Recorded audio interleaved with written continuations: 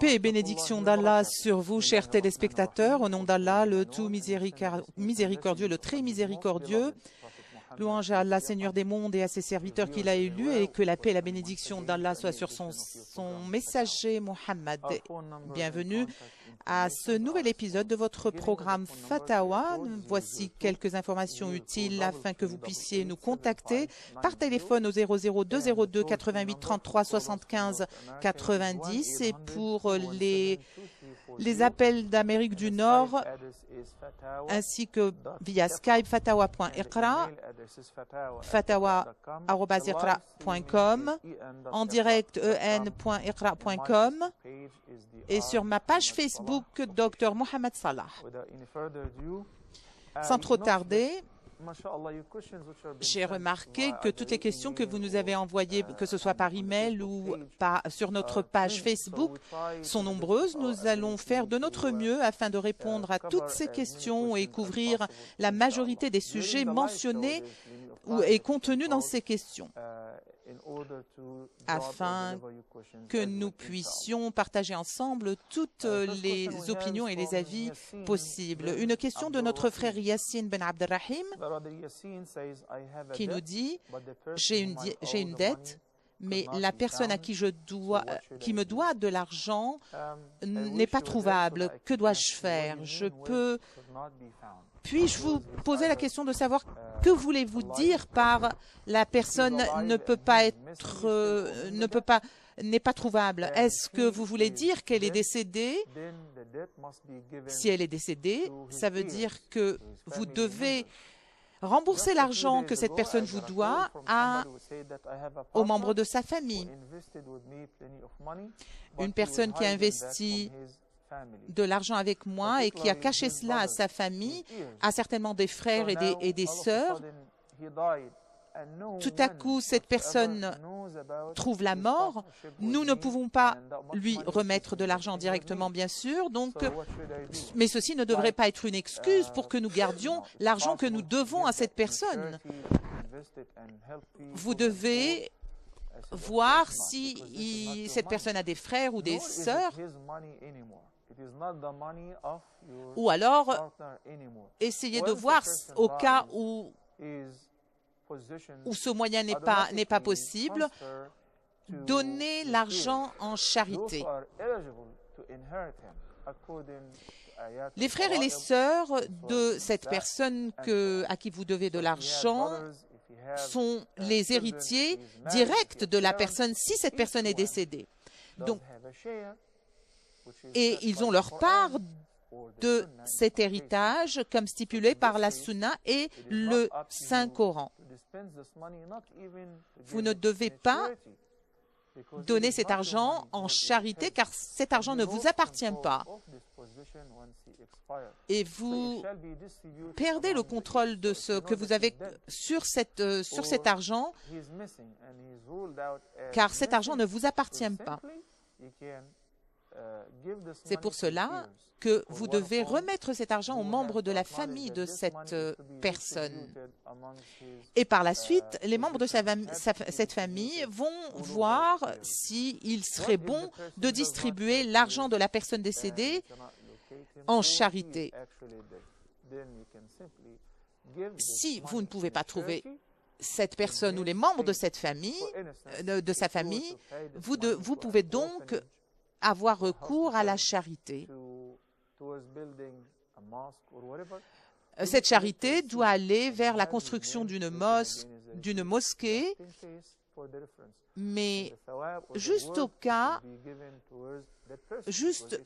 dans le cas où vous ne trouvez, vous avez toutes les portes qui sont fermées devant vous quant à la recherche de cette personne. Notre frère Abdelrahman Baya, what is the ruling of acting out parts which show the wrong way of performing religious act? Quelle est la loi pour un acte religieux, pour aller s'éloigner de qui stipule ou qui punit le fait de s'éloigner d'un acte religieux. Si c'est quelque chose, si c'est un acte qui est bon pour la communauté et qui s'éloigne de tout ce qui est illicite, comme par exemple le fait de voir une femme sans le port du voile islamique ou agir en dehors des limites de l'islam, eh bien cet acte est illicite. Mais si vous parlez par exemple du fait de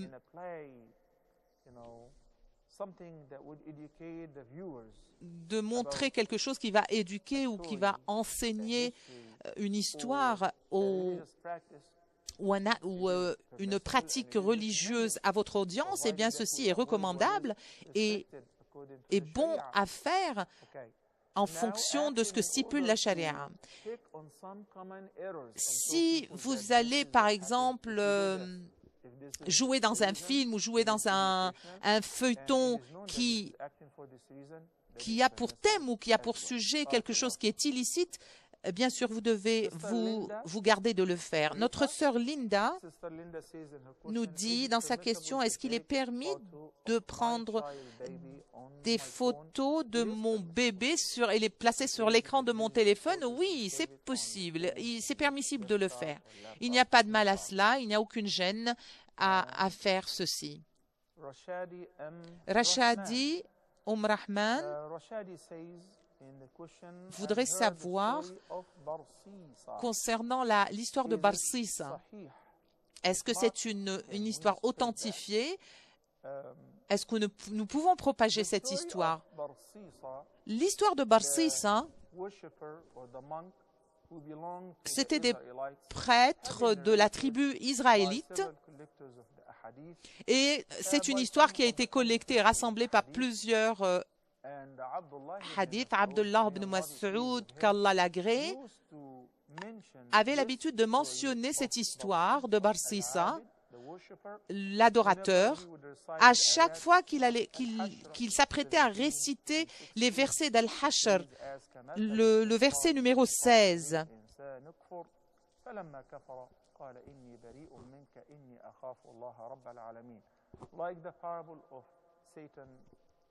Comme les parables de Satan qui a convaincu l'être humain de tomber dans la mécréance. Et lorsqu'il est tombé dans la mécréance, il s'est éloigné de cette personne en lui disant « Je n'ai rien à faire avec vous parce que je vous ai montré le mauvais chemin et vous l'avez suivi. Je me détache et je ne porte pas le fardeau de votre acte immonde. » Il y a des hadiths qui ont été collectés par l'imam Ahmad et narrés par Abu Huraira en disant « Parlez de la tribu israélite sans gêne. » Vous pouvez narrer des histoires appartenant à la tribu israélite, mais ceci devrait bien sûr être quelque chose de véridique.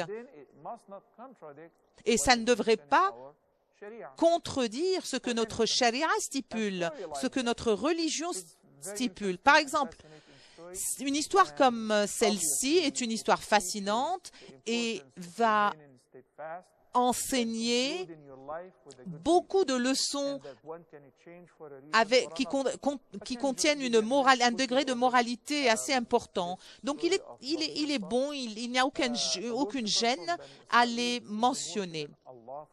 Il s'agit d'un adorateur de la tribu israélite qui avait l'habitude d'adorer Allah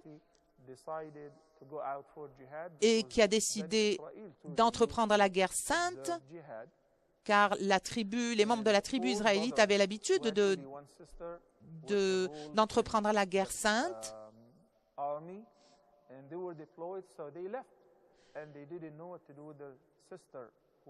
Et une personne qui devait rejoindre l'armée avait une sœur, mais ne savait pas quoi faire, comment il allait prendre soin de sa sœur alors qu'il était obligé de rejoindre l'armée. Donc, il a demandé la permission à cet adorateur de rester auprès de sa sœur et Voici comment a été narrée l'histoire. Satan est venu le voir et elle lui a dit, vous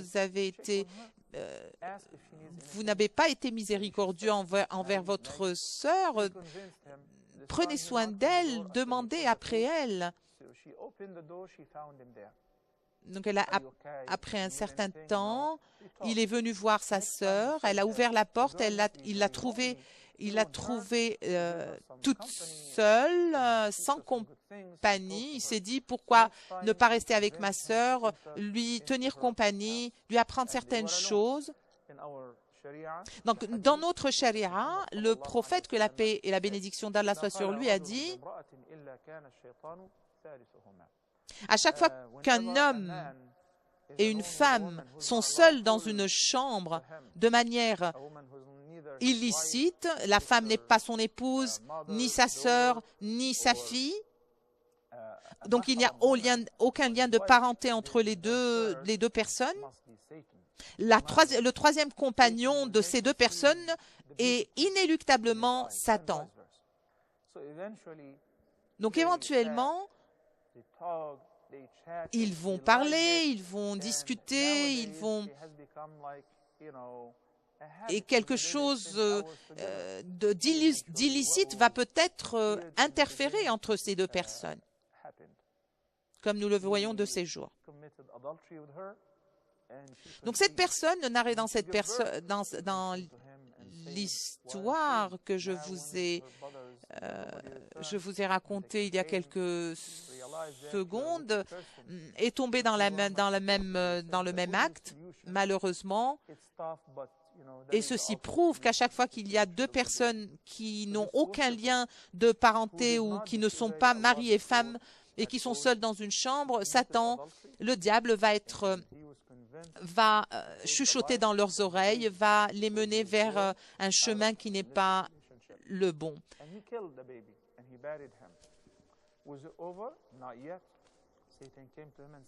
Satan est revenu le voir après qu'ils aient eu un bébé de cette relation illicite, et il a enseveli ce bébé. Il lui a demandé, est-ce que vous avez caché le fruit de votre acte? Est-ce que vous l'avez enterré? Et il l'a même incité à tuer la fille, à tuer la femme. Plus tard, l'armée est retournée et ils se sont enquis de la sœur. Il leur a dit c'était une femme qui avait des actes qui n'étaient pas bons et qui n'étaient pas licites, donc je l'ai tuée et je l'ai enterrée.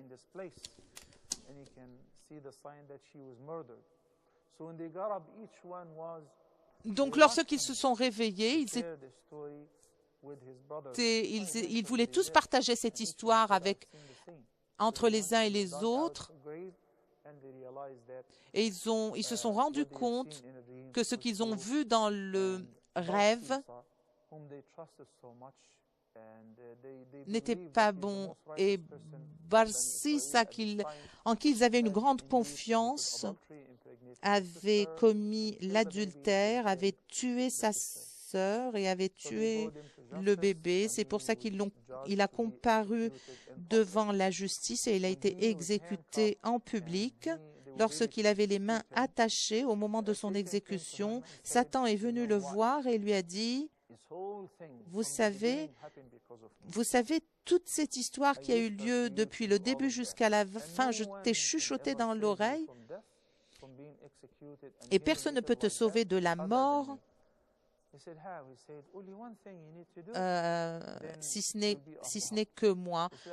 Et il lui a demandé comment cela, et il lui a encore chuchoté quelque chose de mauvais en lui disant tu dois te prosterner devant moi.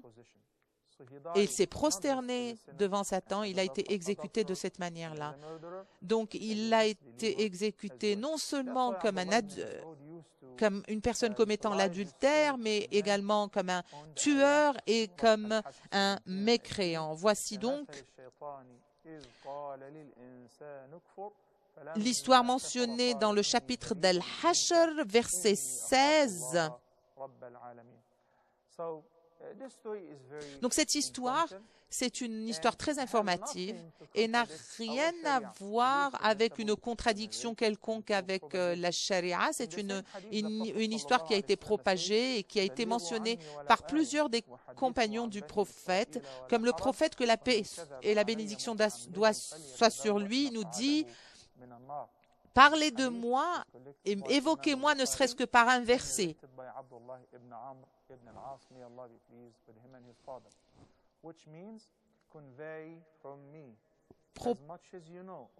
Propagez ce que vous savez de moi en information sunnah, hadith ou verset, même si vous ne savez qu'une seule ayah, propagez-la, évoquez-moi par le biais de cette ayah. Et dites et enseignez à cette Ummah ce qu'elle doit faire.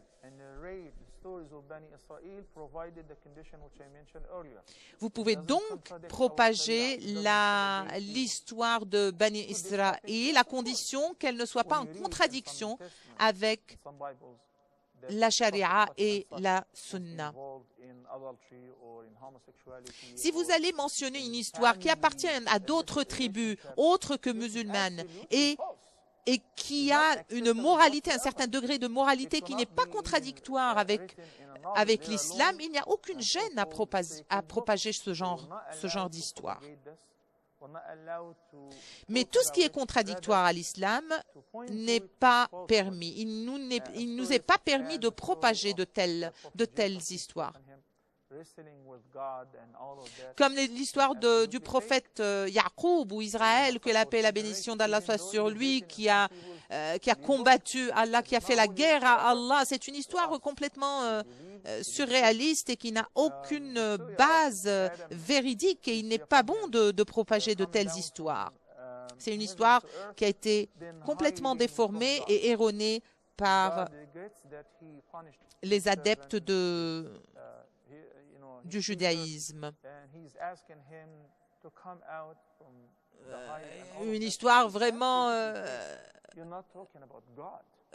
pas vrai du tout. Vous parlez d'un Dieu qui a fait la guerre ou qui a combattu le prophèt, et le prophète a gagné la bataille. Donc Dieu a reconnu que le prophète l'a vaincu. C'est vraiment surréaliste comme histoire, et nous devons nous garder de propager de telles histoires. C'est des histoires infondées et illogiques. Ce genre d'histoires doivent être éloignées et exclues de notre narration, quel que soit le cas. Mais si c'est une histoire dont la moralité a un certain sens, qui est supportée, soutenue par les hadiths ou par la charia, il n'y a pas de gêne à les raconter. Ou à moins qu'elles ne contredisent pas la charia. À la fin du hadith, le prophète, que la paix soit sur lui, nous dit: ceux qui font cela doivent s'attendre à un siège en enfer. Une fois, j'étais en train de donner un discours et une personne était en train de parler de nos devoirs à l'égard de l'islam et à l'égard de notre prophète, que la paix soit sur lui. Parmi les devoirs que nous avons à l'égard de notre prophète, c'est que lorsque nous narrons ou lorsque nous racontons une histoire du prophète, nous devons faire en sorte que cette histoire soit véridique. Et au lieu, pour éviter de raconter quelque chose de fabriqué. C'est vraiment très sérieux, c'est une mise en garde sérieuse. Si vous allez vous mettre à fabriquer des paroles et et les attribuer aux prophètes, eh bien, attendez-vous à un siège qui vous attend en enfer. C'est un péché. Pourquoi est-ce un péché sévère? Pourquoi? Parce que vous avez proféré des mensonges, alors que le prophète ne faisait rien sans révélation. Comment osez-vous proférer des choses ou attribuer une révélation qui n'a pas été faite à notre prophète, que la paix et la bénédiction d'Allah soient sur lui? Tout ce que le prophète nous dit est révélation de notre Créateur, gloire à lui. Une courte pause, suite à laquelle nous reviendrons. Restez avec nous.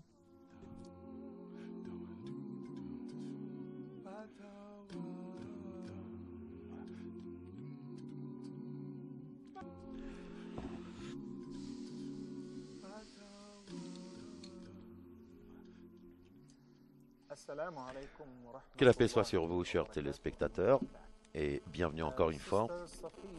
Notre sœur Safiya Hala, qui avait une question, elle dit dans sa question, est-ce que c'est permissible de dire un mensonge pour une bonne raison?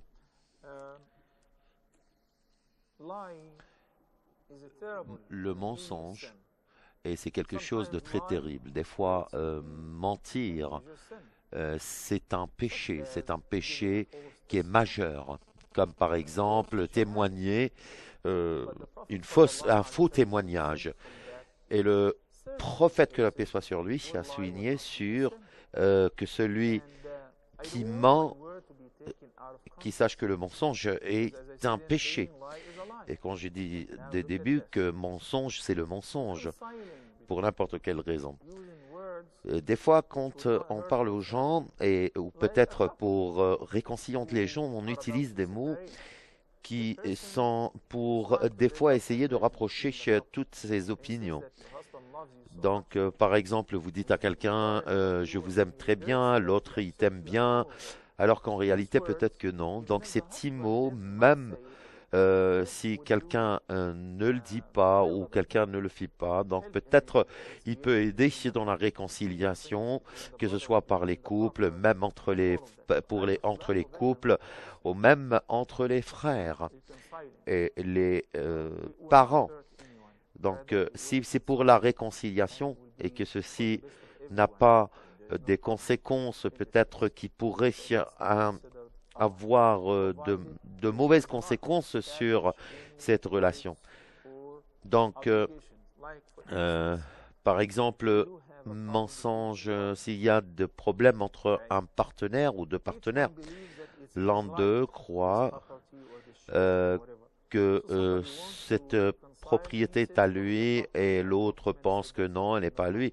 Donc, s'il s'agit d'un mensonge pour essayer de rapprocher chez les deux opinions ou essayer d'abdiquer quelque chose qui pourrait se passer dans le futur, et normalement, on utilise quelques mensonges de temps en temps, mais le mensonge, c'est le mensonge. Falak Khashan, Falak, elle dit, si un musulman, des fois, il a une croyance très forte, mais ensuite, nous pensons qu'il a quelques doutes. Est-ce que cela veut dire que c'est quelqu'un qui est kafir ou quelqu'un qui n'est pas vraiment croyant? Non, ceci ne veut pas dire que cela, mais dans la plupart de cette nation, ils croient que la croyance, elle peut augmenter, décroître, accroître des fois, elle peut accroître cette obéissance à Dieu, et ce qui pourrait augmenter ou accroître cette obéissance et les rapproche de plus en plus à Dieu, afin donc c'est ce qu'ils disent, donc ce qui permet à la personne d'être plus proche. Et quand tu as dit, comme le hadith, donc que l'adultère ne commet pas l'adultère quand il est vraiment un vrai croyant, et le voleur ne vole pas quand il est vraiment croyant, et même quand il boit de l'alcool, et quand il est croyant, il ne boit pas cet alcool.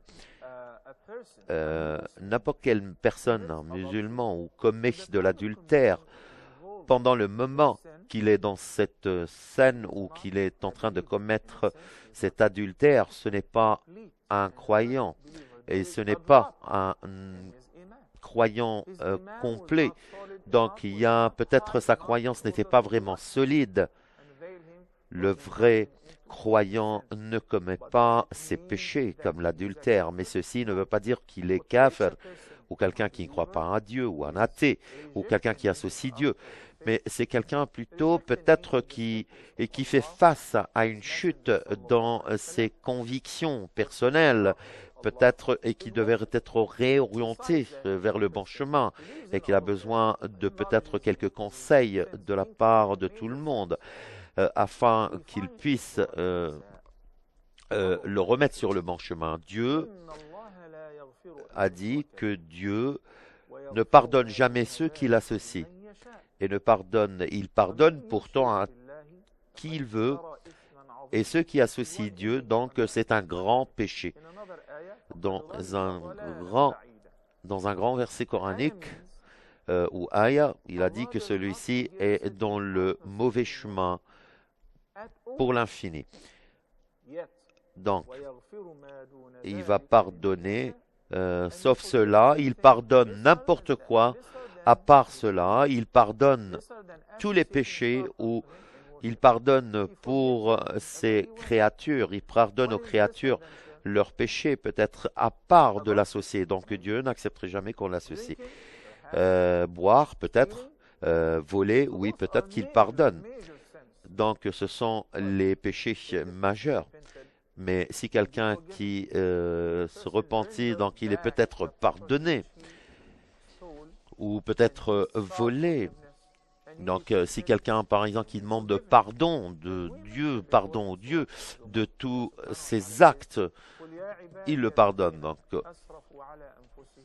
ceux qui ont dépensé sur eux-mêmes, vous ne devez jamais avoir marre de ces pardons, des pardons de Dieu. Encore une fois, le hadith qui a été mentionné, que nous avons mentionné quelques minutes, qu'une personne qui a commis de l'adultère, peut-être sa croyance est peut-être s'affaiblit, et celui-ci qui boit, peut-être qu'il s'affaiblit, ou n'importe quel musulman qui est commis peut-être n'importe tout péché, peut-être il est affecté, sa croyance est affectée. Et quand une personne accroît cette croyance, il accroît cette conviction, donc c'est comme un bouclier qui le défend vis-à-vis de tous ses péchés, de tous ses désirs. Tahsin Nastai, notre frère, notre sœur, donc le nom peut être un nom pour les deux sexes. Est-ce que c'est permis de travailler ou peut-être d'utiliser les recherches médicales comme c'est permissible? Oui, c'est une profession très permissible. Pourquoi? Car ce n'est pas une manière de torturer un animal. On utilise par exemple les animaux pour des recherches scientifiques dans le futur. Ce n'est pas un moyen pour torturer les animaux, c'est peut-être une recherche qui peut se produire avec la biochimique ou les pharmaciens qui utilisent, peut-être ils n'auront jamais la capacité de voir les remèdes pour quelques tumeurs ou pour quelques maladies sans procéder à des expériences, que ce soit sur des animaux, et afin de les traiter, de les éviter. Donc, ils doivent opérer des recherches sur des animaux afin de trouver le bon remède pour n'importe quelle maladie. Et c'est une raison. Et pour cela, c'est quelque chose qui aide l'humanité. Nous pouvons utiliser les animaux comme des cobayes d'expérience pour nos expériences. Le prophète, que la paix soit sur lui, a dit dans son hadith, une femme était dans l'enfer en raison d'un chat, parce que elle l'a renfermé, elle lui a pas donné, elle l'a pas nourri, elle l'a pas laissé chercher sa nourriture. Une femme qui est entrée dans l'enfer, pourquoi? Parce que en raison d'un chat ou d'une chatte qui l'a emprisonnée, Elle l'a emprisonné, elle l'a pas laissé sortir pour essayer de chercher sa nourriture. Et donc, c'était le résultat. Le résultat, c'était la mort de cette chatte. Donc, c'est pour ça que Dieu lui donne le châtiment de l'enfer qu'à pour un animal. Donc, mais ceci, dans notre concept à nous, dans notre sens à nous, en ce qui concerne les recherches scientifiques, cela a un autre sens. Assalamu alaikum, Youssef d'Algérie. Et bienvenue à toi, Youssef. Bienvenue dans cette émission.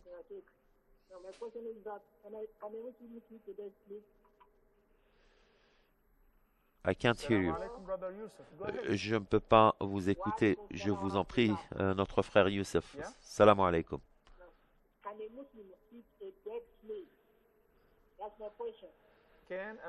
Est-ce qu'un musulman peut...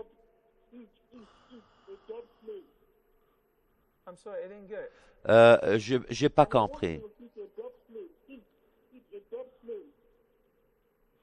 Je n'ai pas compris ta question.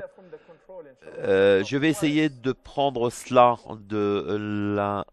du contrôle de nos studios, des employés du studio. Merci. Donc, je vais essayer d'avoir ta question avec les employés qui sont directement au studio. Merci, Youssef. Donc, la question est de la régie. Donc, Mohamed, il dit, je vais essayer d'ouvrir un petit local pour la céramique. Donc, ce que je dois faire le premier jour après l'ouverture de ce nouveau local, je vais l'appeler comme Al-Ma'oun, comme un centre de travail. Est-ce que ceci est faisable ou permissible ou pas? Donc, quand vous ouvrez un nouveau travail, quand vous essayez de prendre une autre maison, c'est quelque chose. Donc, vous essayez d'exprimer, donc vous devez essayer d'exprimer merci à Dieu. Comment essayer de donner? Il faut donner une charité, essayer d'aider des pauvres, d'inviter tous les pauvres ou des gens pour une fête, comme un repas. Ceux qui aident également les gens qui sont autour de vous, d'éviter peut-être le mal œil. Donc, et vous leur demandez par exemple de prier pour la réussite de votre travail. Nous souhaitons également que votre travail sera couronné de succès dans le futur. Donc, pour le nom Al-Ma'oun, ce qui veut dire, c'est l'aide, et qui veut dire également, c'est quelque chose comme quelque chose dans lequel on met des fruits, comme un plat.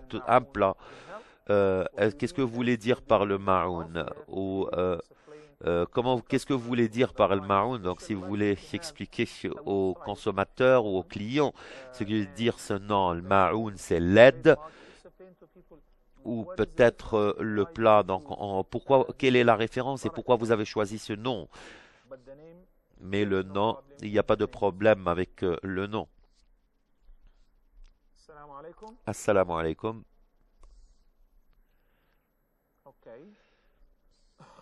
Je pense que nous avons perdu l'appel téléphonique. Rohat Husseini, Rahat qui dit, j'ai 23 ans, je suis un homme et je suis en train d'expériencer comment j'essaye de voir avec de nouvelles couleurs avec mes cheveux. Est-ce que ceci peut être considéré comme un acte qui n'est pas permissible? Quelqu'un d'autre qui a mon âge, est-ce que je peux bien sûr essayer d'utiliser la couleur noire pour couvrir les cheveux blancs que j'ai, les cheveux blancs? Le prophète, que la paix soit sur lui, a dit dans ce hadith, quand un musulman essaye d'expérimenter des cheveux blancs, c'est quelque chose qui est quelque chose de très positif pour lui. Et ce n'est pas quelque chose de terrible d'avoir ces cheveux, des cheveux gris ou des cheveux blancs. Donc, quelle est la solution? La sunna, le prophète, que la paix soit sur lui, a dit, essayez de changer cette couleur. Il ne faut pas l'arracher. Il ne faut pas arracher ces cheveux. Mais, donc, essayez d'éviter le noir, c'est général. Donc, nous devons éviter le noir. Essayer d'utiliser le henné pour essayer de couvrir peut-être quelques cheveux blancs, mais il ne faudrait jamais l'arracher.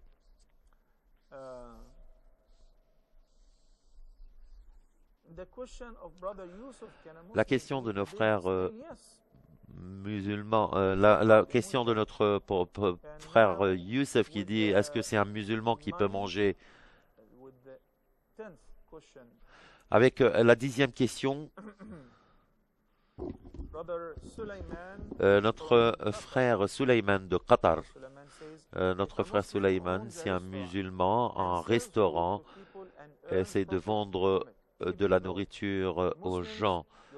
Les musulmans ne savent pas si les musulmans qui viennent dans ce restaurant ont gagné leur argent d'une manière licite ou illicite. Si vous donnez aux gens, vous êtes le prestataire de cette nourriture aux gens, ou vous leur donnez de la nourriture, donc vous ne pouvez pas savoir si ces gens viennent et achètent de votre nourriture et vous ne savez pas si cet argent a été gagné d'une manière licite ou illicite, ou c'est peut-être qu'il est en train d'utiliser l'usure. Ce n'est pas de ton business, ce n'est pas à toi de chercher si ces gens, comment ils ont gagné cet argent. Le problème, quand tu lui offres cette nourriture, ça ne veut pas dire que tu es en train d'assister avec lui dans le mauvais, dans le mal. Comment il a gagné son argent? Il n'a pas gagné son argent. Donc, par exemple, quelqu'un qui travaille dans un club ou peut-être qui est un gardien dans ce... Donc, c'est seulement un gardien de cette boîte de nuit, par exemple. Donc, il faudrait dire qu'il faudrait tous s'entraider, ou plutôt, il faudrait qu'on s'aide entre nous dans les bonnes choses. Et il ne faut jamais aider quelqu'un à faire du mal ou à achever quelque chose, ou à peut-être à la transigence également. C'est quelque chose, vous êtes en train d'aider quelqu'un de très mauvais. Omar ibn al-Khattab, comme vous savez, que Dieu soit satisfait de lui, il a dit que 7 personnes du Yémen seront exécutées ont été exécutées en raison parce qu'ils ont aidé le meurtre d'un jeune. Ils ont dit dans ce hadith, et ce hadith a été rapporté par Al-Bukhari et répété par une personne qui a été tuée, les autres, ils les ont aidés, ils ont aidé le meurtrier parce qu'ils l'ont rattaché, ils l'ont tenu, et l'autre, donc, il a dit, si tous ces gens, ils sont à Sana'a, c'est une cité au Yémen, donc qui vivaient là-bas, ils ont assisté à la mort d'une personne, je vais les punir tous. L'œil pour œil,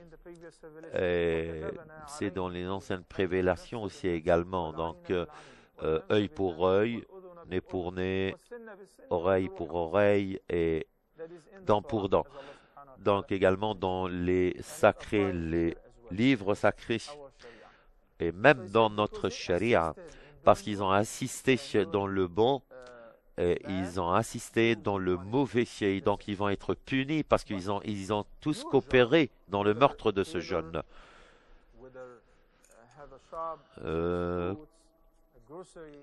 Quelqu'un qui a par exemple un magasin ou de nourriture, si vous avez servi cette nourriture, de la nourriture halal, il n'y a pas de mal à cela. Et pour chercher si les autres, d'où est-ce que vous avez gagné votre argent? Vous avez un magasin qui ne sert pas de l'alcool et les gens qui viennent passer la nuit, donc vous ne devez pas leur demander s'ils ont gagné leur argent du halal ou du haram. Est-ce que leur argent est licite ou illicite?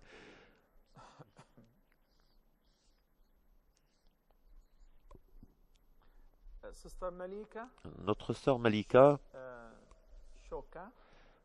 Shoka, elle dit dans sa question, est-ce que c'est permis de vendre l'or et de donner l'argent à mon père afin qu'il puisse performer le pèlerinage? Ceci, c'est quelque chose qui est apprécié, ces sentiments qui sont très appréciés.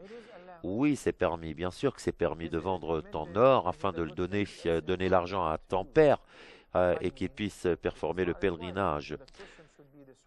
Donc, est-ce que si vous voulez me demander, est-ce que ceci est demandé à ce que je fasse autant, je vais lui dire non, ce n'est pas demandé de ce que tu fasses autant. Mais si vous aidez quelqu'un à partir au pèlerinage pour votre support grâce à ton support financier, donc vous allez être récompensé. Si vous êtes obligé de faire cela, non, vous n'êtes pas obligé de faire cela. Mais si quelqu'un qui a de l'argent, que ce soit dans n'importe quelle forme, que ce soit en or, donc il faudrait performer le pèlerinage, mais si d'envoyer quelqu'un d'autre, c'est quelque chose d'optionnel.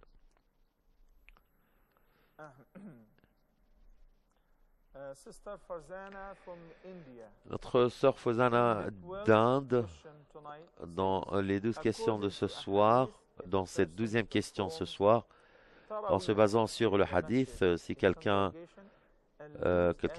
qui peut effectuer les tarawih en congrégation et part quand l'imam quitte la mosquée.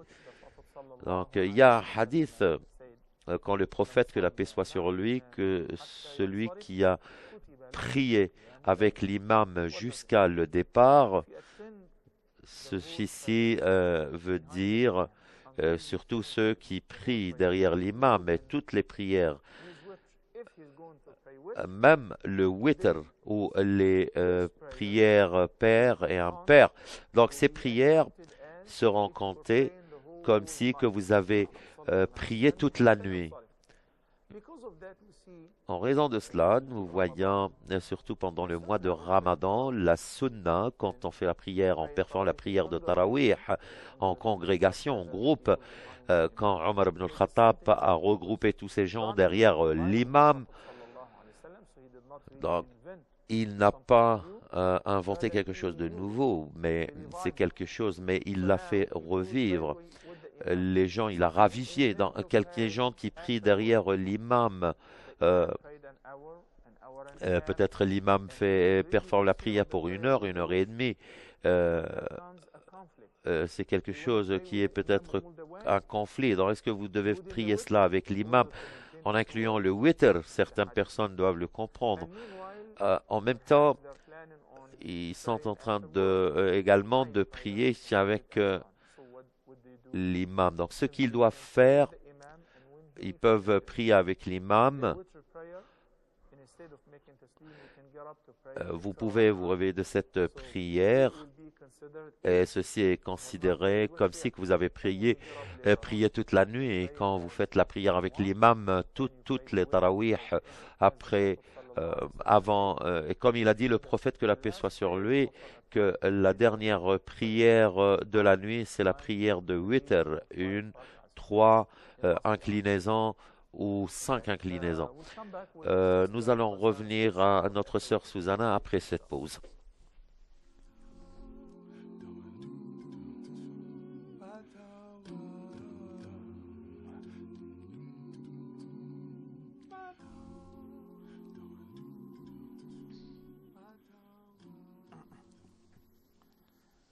Que la paix soit sur vous et bienvenue à nouveau, chers téléspectateurs.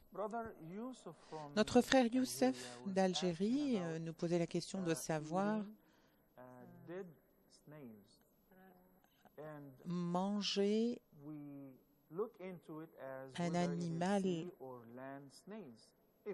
mort comme quelque chose qui vient de la mer, par exemple. Nous ne sommes pas obligés d'immoler les animaux de la mer. Il est complètement licite de manger des poissons qui nous proviennent de la mer et il n'y a pas de mal à cela. Mais s'il s'agit d'un autre type d'animaux qui n'ont pas été immolés, ceci est complètement illicite. Ce n'est pas permis de manger de la viande d'un animal qui n'a pas été immolé. Notre sœur Fawzana d'Inde nous dit dans un autre hadith que rester dans le masjid après la prière de l'aube afin d'effectuer des prières surérogatoires vous fait obtenir les récompenses égales aux récompenses que nous obtenons lorsque nous effectuons le petit ou le grand pèlerinage. J'apprécie vraiment le souci que vous avez pour ce hadith. Et effectivement, c'est un hadith authentique. En ce qui concerne la prière d'Ad-Duha, comme il a été mentionné dans plusieurs hadiths, une grande majorité de jurisconsultes nous disent que la prière de Duha est une sunna recommandée par notre prophète, que la paix soit sur lui. Dans ce hadith en particulier, et qui a été mentionné par le prophète, que la paix soit sur lui, ça veut dire rejoindre le masjid pendant la prière de l'aube et rester assis afin de réciter des versets coraniques jusqu'au lever du soleil. Bien sûr, ce n'est pas permis de prier entre le Fajr et le lever du soleil jusqu'à le lever du soleil, 15 minutes après le lever du soleil. Le prophète, que la paix soit sur lui, nous dit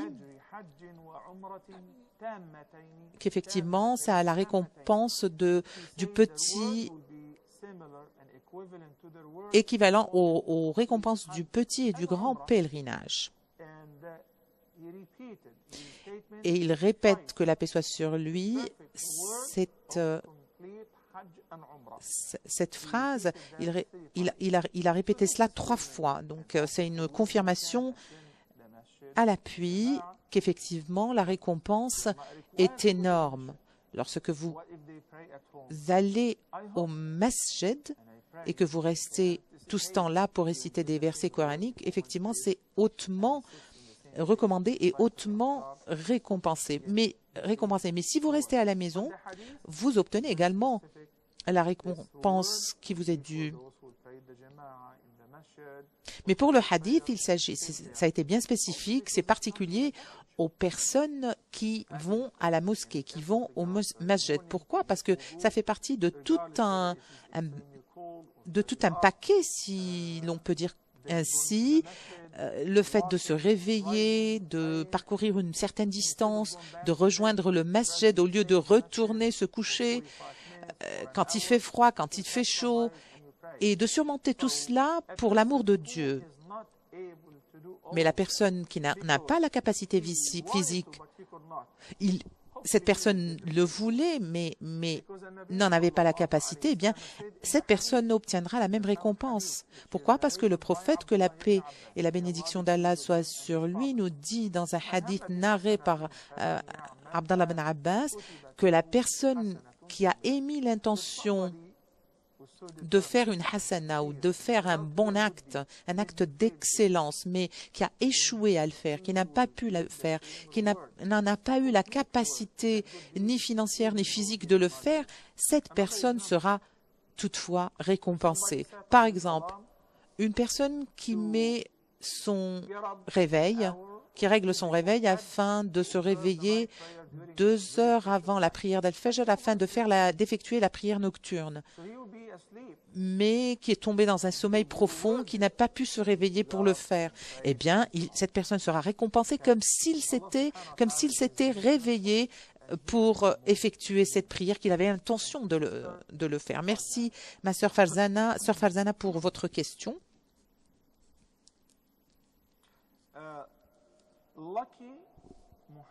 Lucky Mohamed Abdallah. Lucky, c'est un prénom. Je voudrais poser la question concernant le jour du port du hijab, du voile islamique. Certains nous disent que c'était une innovation, d'autres imams, d'autres savants nous disent que ce n'est pas une innovation, c'est une journée consacrée à la compréhension, à une explication très exhaustive de l'importance du port du voile islamique. Il faudrait savoir, est-ce que c'est considéré comme une fête? Est-ce que c'est considéré comme une célébration? Dans ce cas-là, il ne vous est pas permis de le faire. Pourquoi? Parce que nous avons, en tant que musulmans, que 2 célébrations à observer, comme notre prophète, que la paix soit sur lui, nous dit, Eid al-Adha et Eid al-Fitr. Par exemple, les gens de Médine avaient l'habitude de célébrer certains jours avant l'avènement de l'islam. Le prophète, que la paix soit sur lui, leur a dit « Ça suffit, vous n'avez dorénavant que 2 fêtes à célébrer, oubliez tout ce qui précède ces 2 fêtes. » Quant à cette journée du port du voile islamique, nous ne devons pas nous limiter à une seule journée dans l'année.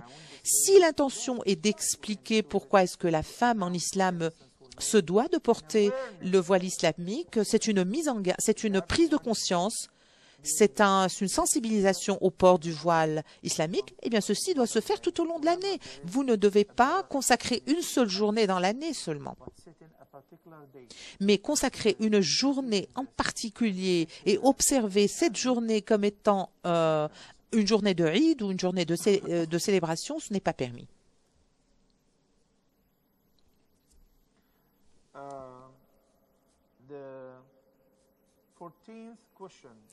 La question numéro 14 de Omar Farouk. Khand. Notre frère Omar Farouk a 2 questions. La première question nous dit, j'ai entendu par le biais de plusieurs personnes que Waïs al-Qarni, qu'Allah l'agrée, a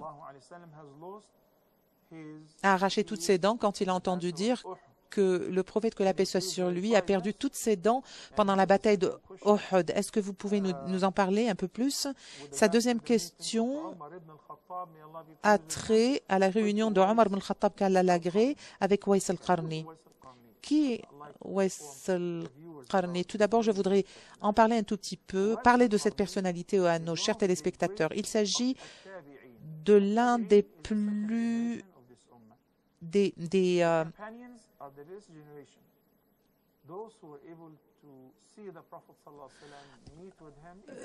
une personnalité érudite du temps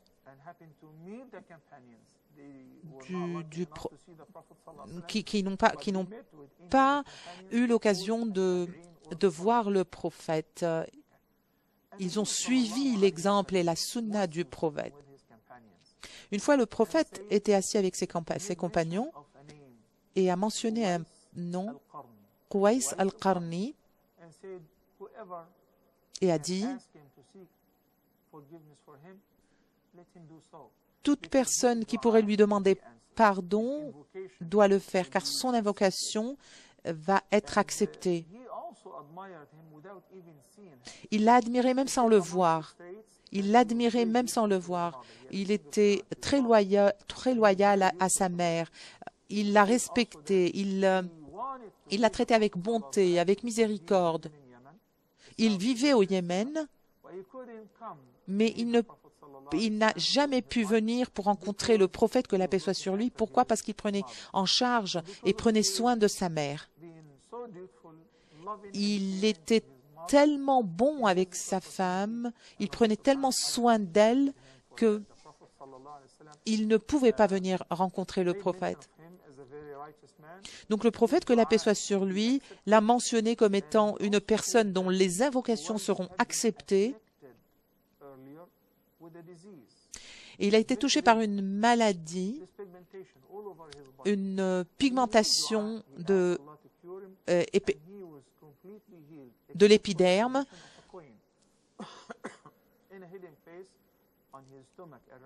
Et il a placé une pièce sur son estomac.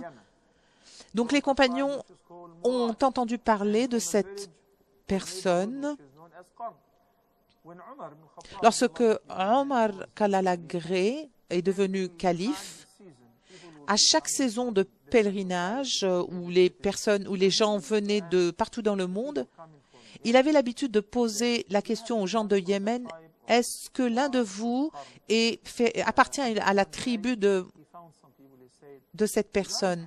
Et une fois, une personne est venue le voir en lui disant: oui, je connais cette personne. Il voulait vraiment rencontrer cette personne. Et il a réussi à le rencontrer et il lui a demandé, Omar ibn Khattab, il lui a dit: Omar ibn Khattab m'a demandé après vous. Ces invocations étaient acceptées. Il était admiré par le prophète, que la paix soit sur lui. Et surtout parmi le cercle très intime et très proche du prophète, que la paix soit sur lui, comme Abu Bakr et les membres de la famille du prophète, que la paix soit sur lui. Donc lorsque vous avez quelqu'un comme Omar ibn Khattab Kalalagré demande à l'un des citoyens, il ne s'agit même pas d'un compagnon, c'est quelqu'un qui a suivi le prophète, mais qui était connu, très connu. Et le commandant des croyants, Amir al-Mu'minin, ne cessait de demander après lui. Est-ce que il a posé la question de savoir est-ce il était loyal à sa mère, est-ce qu'il avait une maladie qui était une pigmentation de l'épiderme, est-ce que vous pouvez demander à Allah, gloire à lui, de pardonner mes péchés? Et la personne lui a dit: mais c'est vous qui êtes bien placé pour faire ce genre d'invocation. Nous sommes derrière vous, nous demandons la miséricorde d'Allah par votre biais. Et Omar Kalalagré lui dit: non. Le prophète nous a dit: si jamais vous avez l'occasion de vous rencontrer, demandez-lui de prier pour vous, demandez-lui de faire des invocations pour vous. Voici à quel point il était admiré par notre prophète, que la paix soit sur lui. Une personne lui a demandé lui a envoyé un message écrit par écrit pour lui demander des invocations. Et la personne lui dit: je voudrais rester caché, je ne voudrais pas être connu par tout le monde, je voudrais rester inconnu. Je ne suis pas du genre à me vanter ou à vouloir montrer qui je suis. Donc lorsque vous avez dit, vous nous posez la question de savoir que cette personne a arraché toutes ses dents parce qu'il a entendu dire que le prophète, que la paix soit sur lui, les a perdus pendant la bataille d'Uhud. Je peux vous confirmer que cet événement a eu lieu.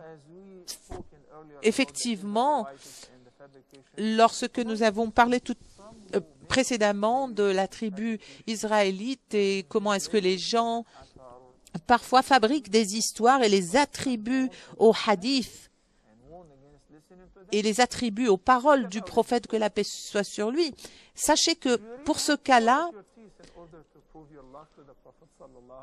ce n'est pas le cas. Est-ce que vous pensez à cela? regardez l'histoire de cet angle-là et posez-vous la question de savoir est-ce que vous êtes obligé d'arracher toutes vos dents afin de prouver votre amour pour le prophète, que la paix soit sur lui? Bien sûr que non. Tout ce que vous avez à faire, c'est de suivre la tradition prophétique, de suivre la sunna, d'obéir, de se soumettre au commandement d'Allah, gloire à lui. Si vous faites la même chose, ça sera considéré comme illicite. Pourquoi? Parce que le Saint-Coran nous dit « Ne vous faites pas de mal, ne vous portez pas préjudice ». Pourquoi? Parce que les dents, c'est un don d'Allah, c'est un cadeau d'Allah, gloire à lui. Il ne s'agit pas uniquement de les utiliser pour mâcher de la nourriture ou quoi que ce soit, mais c'est aussi un élément crucial dans notre bouche pour nous aider à bien articuler. Donc c'est un don, c'est un cadeau. Bien sûr, ce sont des choses auxquelles nous ne prêtons pas d'attention parce que nous les utilisons tous les jours. Donc il est difficile pour nous de remarquer ce genre de choses. Si vous voulez prouver votre amour à votre prophète, que la paix soit sur lui, et à votre créateur, suivez les pas du messager d'Allah, que la paix soit sur lui.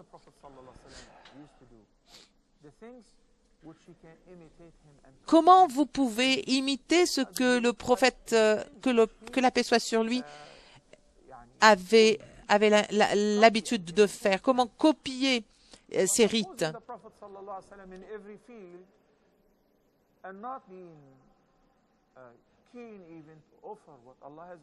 Mais le fait de faire ce qui est en contradiction, ce qui va en contradiction avec les actes de l'islam et les actes du prophète, et ensuite vous arrachez les dents juste pour faire comme ce que le prophète a fait, que la paix soit sur lui, n'est pas quelque chose de recommandable. Nous allons prendre une pause avant la dernière partie et revenir.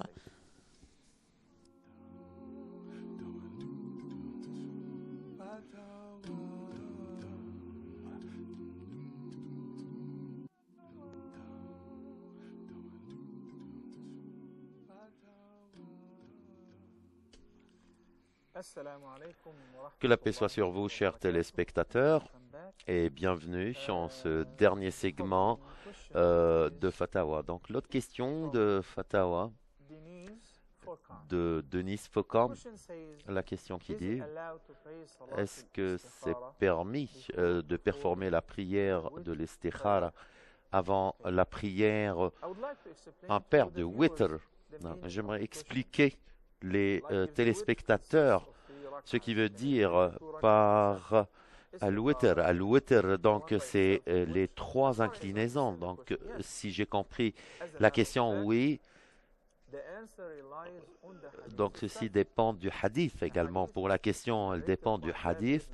Le hadith qui a été répété par Jabir ibn Abdullah, qui a dit que le prophète, que la paix soit sur lui, utilisait de nous apprendre à l'istikhara. Et il nous apprenait, comme ici qu'il nous apprenait un des chapitres du Coran, c'est de payer les deux inclinaisons. Donc, vous devez faire vos inclinaisons sans al-farida, ou l'obligation, la prière sans l'obligation. Si la personne qui veut performer la prière de istikhara, c'est permissible. Mais prier à Doha, ensuite en même temps à l'istikhara, ou n'importe quelle sunna juste après la prière, et de faire à Doha de l'istikhara, c'est permis aussi. Donc les deux inclinaisons sont tout de suite avant al-witr, la prière du witr, surtout quand vous priez à l'istikhara dès le début.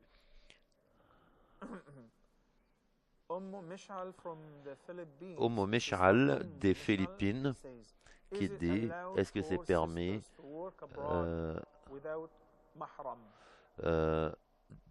de travailler sans mahram pour nos sœurs, de voyager sans mahram Donc pour le mahram, c'est quelque chose, quand le prophète qu'il a dit dans quelques hadiths, que ce n'est pas permis pour une femme qui croit en Dieu et du jour du jugement de voyager sans mahram. Des fois, il a mentionné un jour et demi. C'est une combinaison entre toutes ces hadiths de voyager vers un autre pays sans avoir un compagnon, un parent, un mari avec elle. Même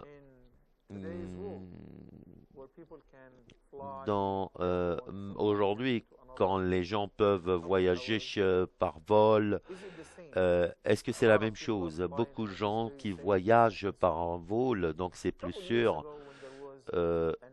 Quelques années, quand il y avait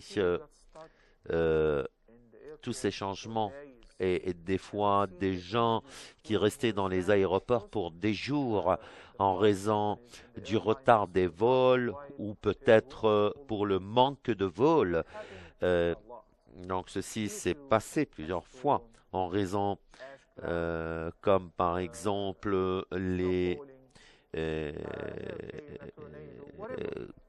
comme les tempêtes de neige ou vous savez très bien que ceci pouvait se passer auparavant. Et des fois, la femme pourrait rester à l'aéroport pour 4 jours. Elle dormait par terre à l'aéroport.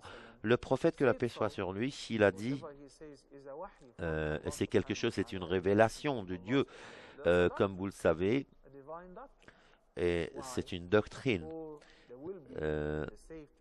Pour la sécurité et pour la société également. Pour une femme, c'est très important et la femme est très importante dans cette société. Donc, elle doit avoir un compagnon, un mahram avec elle.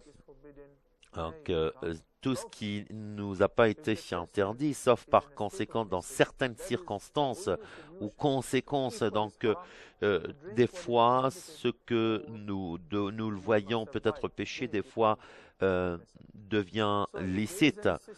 S'il y a une nécessité, en cas de nécessité, donc si c'est permissible, elle peut voyager sans avoir un mahram, donc sauf en cas de nécessité. Certains disent non, que ce n'est pas permis et ils peuvent dire cela. Et j'ai vu plusieurs fois des femmes qui voyageaient toutes seules, sans compagnon avec elles. Et elle n'est pas en train de sortir dehors pour le luxe. Donc, des fois, elle veut travailler pour un besoin. Donc, vous voyez, c'est le côté de nécessité qui oblige certaines conséquences, circonstances. Ils sont en train de faire cela pour vivre. S'il y a quelque chose de nécessaire pour la vie, donc c'est permissible.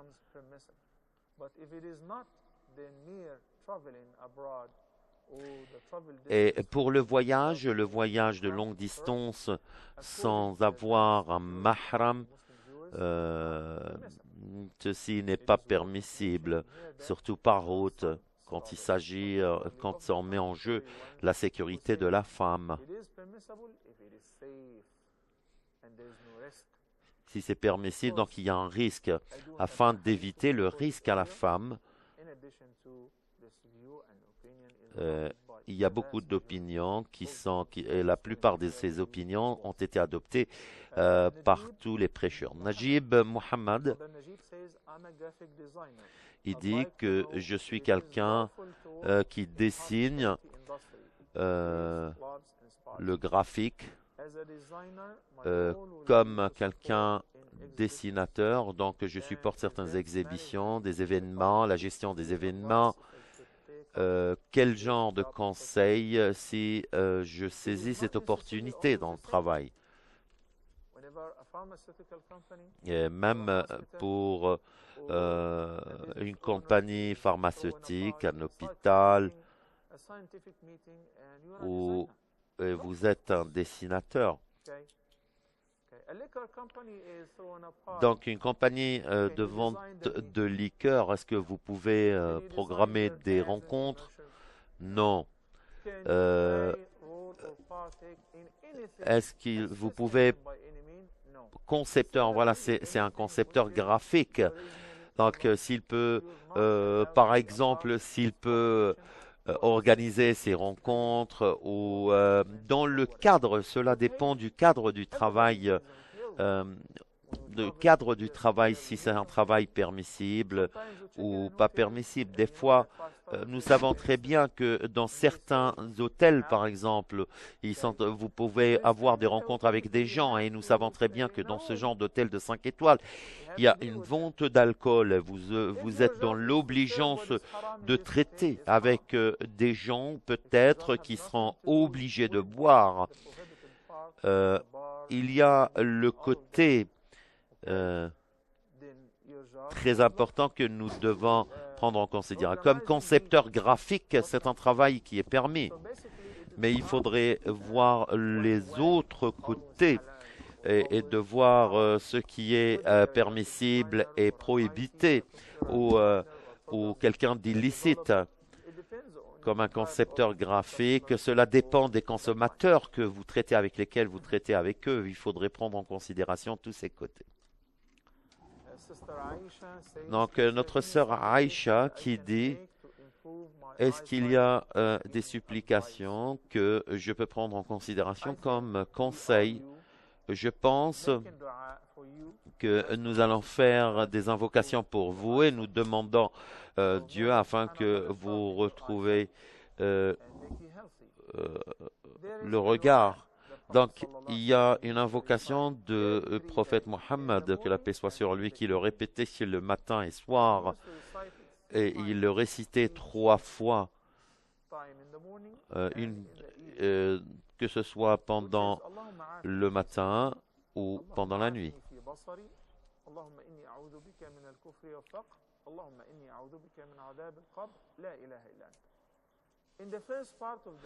Dans la première partie de ce dua, je vais le mettre sur ma page Facebook peut-être après ce programme, je vais le poster et même en ce qui concerne l'anglais, ce sera traduit en anglais.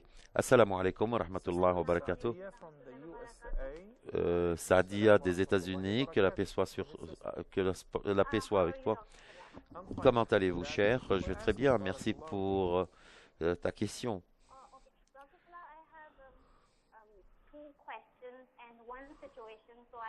J'ai quelques questions avec une situation et je suis désolé, mais j'ai une question très rapide. Ma question.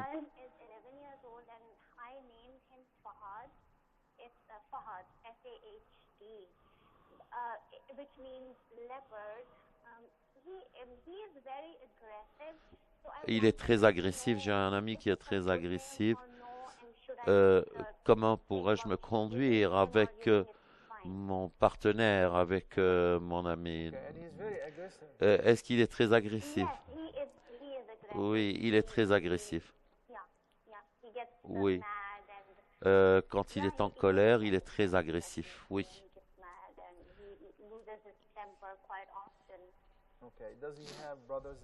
Est-ce qu'il a des frères et des sœurs? Oui, il a une sœur. Une sœur. Donc, est-ce qu'il peut vous faire... est-ce qu'il a une conduite ou plutôt une conduite qui peut vous faire du mal?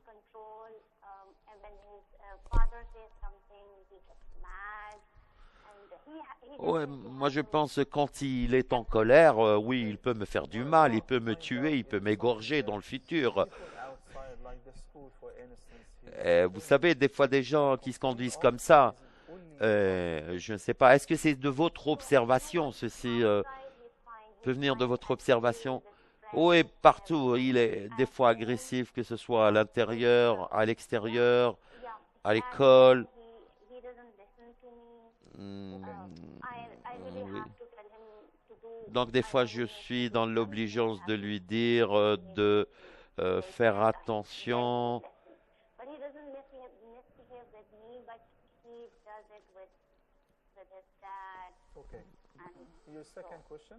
Ta deuxième question?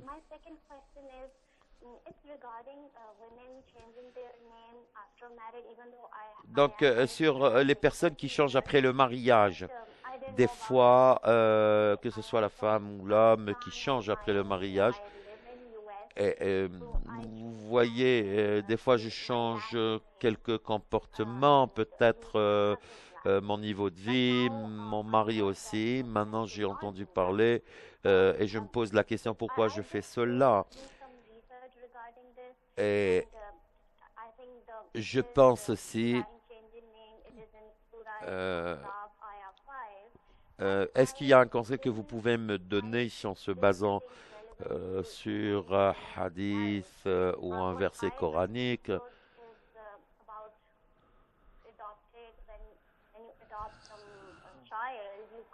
Vous savez, surtout quand on a des enfants après, peut-être des fois, ils changent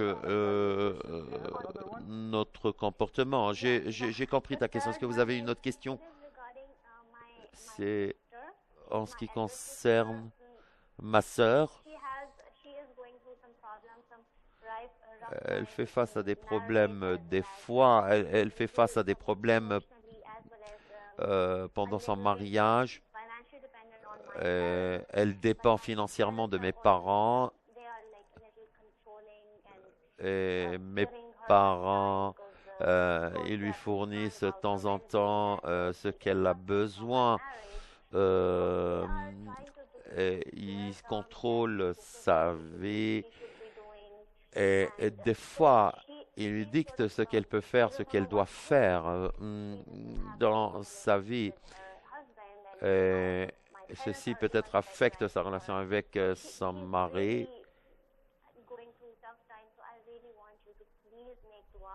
Donc, est-ce que nous pouvons faire une petite invocation afin que Dieu la remette sur le bon chemin? Je souhaite que Dieu vous mette sur le bon chemin et vous offre et vous donne beaucoup de prospérité. Et pour votre fils, peut-être c'est quelque chose qui arrive. Si je vais vous donner, s'il était mon fils, je vais lui donner un des noms des prophètes sur ta question en ce qui concerne ton enfant, afin d'éviter quelques compagnies peut-être très mauvaises. Vous n'êtes pas obligé de changer autre chose à part son nom si vous pouvez changer son nom. Those who have le nom, portent le nom, peut-être l'islam il a donné aux femmes la liberté, le respect et leurs droits. Et ça n'a pas de sens pour une femme et donc elle ne doit pas être traitée comme une chose. Donc, si elle donne à son fils le dernier nom, le nom à son enfant d'un mari, peut-être qu'elle a été divorcée avec lui. Donc, vous pouvez leur donner le nom également de leur papa. Chacun, surtout si on connaît le nom, surtout en ce qui concerne les noms, le nom du père. Un musulman, quand il voyage et qui vit dans une société musulmane, il y a beaucoup de choses qu'on doit respecter, que nous devons éviter certaines choses aussi. De l'autre côté, nous essayons de couvrir le maximum, avec certaines pratiques, comment se comporter, essayer de prendre, et c'est permis de prendre le dernier nom pour son père qui est votre mari. Pour ta sœur, donc nous pouvons faire l'invocation. Et la meilleure chose, c'est l'invocation. C'est un bon remède, c'est le meilleur remède pour faire face à tous les problèmes qui existent. J'ai une très belle invocation qui est postée sur ma page Facebook et même le sens de cette invocation. Et si vous répétez cette invocation le matin et l'après-midi, vous allez sentir bien et ceci va améliorer les choses pour vous. Et je vais poster quelques invocations. C'est le prophète, que la paix soit sur lui, il a dit dans le hadith,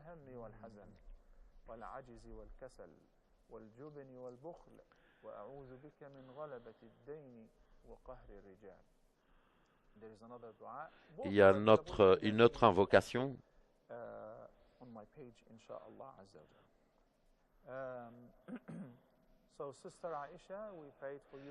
Donc, nous prions pour toi, notre sœur Aïcha, afin que les choses passent bien pour toi. Et le soir, je vais poster toutes ces invocations. Chers frères et sœurs, c'est la fin de notre partie Fatawa. Je vous retrouve la prochaine fois. Et que la paix soit sur notre prophète Mohammed. Assalamu alaikum wa rahmatullahi wa